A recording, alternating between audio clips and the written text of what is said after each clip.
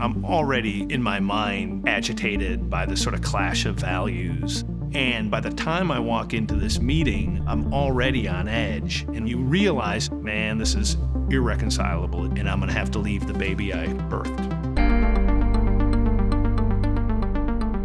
When push came to shove, I chose my values, and that's when everything changed.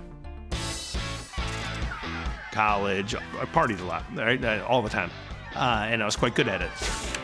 But even when I would party, I would come home late at night and I would turn on C-SPAN. United States agricultural economy.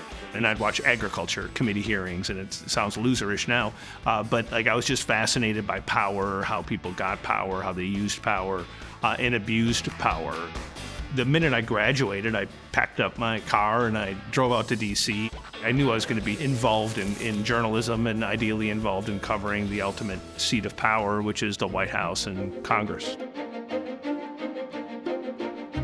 I started at Roll Call and then moved very quickly up the ladder, working at the Wall Street Journal, then the Washington Post.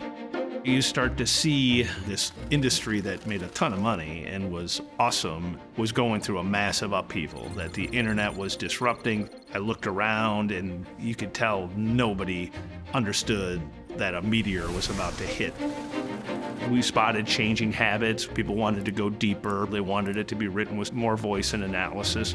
Those were the fundamental assumptions that we made, and our belief was if we do that, everyone in this town will read it. And I was like, we're gonna start this company, Politico. Back in 2006, getting someone to leave the Wall Street Journal to the Washington Post to join us was going to be really hard if we were bootstrapping it with venture capital. The other alternative is you need a rich person to back it. And Robert Albritton, who owned local TV stations, reached out to us.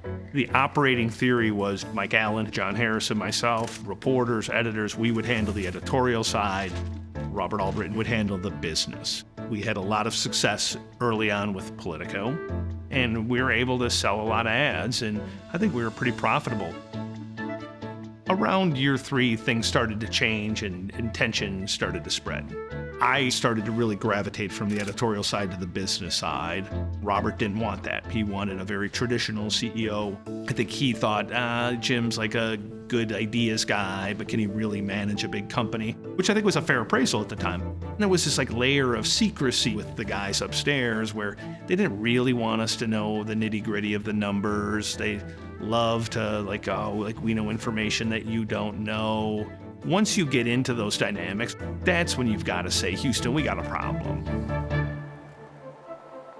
And I remember coming home one day and Autumn, my wife, like looking at me going like, why are you doing this? Like I'm so sick of hearing about the dysfunction. Like, why don't you get out of the dysfunction? At the time, I was trying to figure out how do I keep these top tier talents who are young and rising. There was a fateful meeting that we had. I said, if I'm going to stay around, like the culture's going to have to change. But fundamentally, I need to keep these people. And I remember the argument that, well, like, people are just totally interchangeable. And like, if they leave, we'll just find somebody else and plug them in.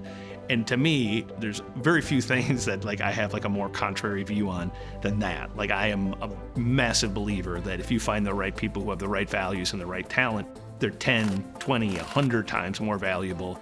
And then like not sharing in success. If this group of people are helping create massive amounts of wealth, shouldn't they share a little bit in the success of this entity that's being built on their shoulders? And there was a, hell no, that's not happening here. It's an irreconcilable difference. It became clear I'm gonna have to go do something else. Leaving Politico is probably the most emotionally painful thing I've ever gone through, certainly outside of family or kids. I poured my life into this thing, and now I'm going to leave this thing. Nothing would have changed if I hadn't realized that values, culture, and the people you surround yourself are more important than any job, any company, even when you started.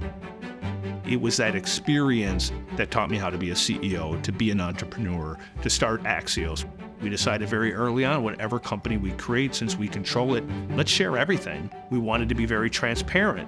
And we wanted to make sure things like diversity and inclusion and equity, feeling like that is like baked in to the very foundation of the company.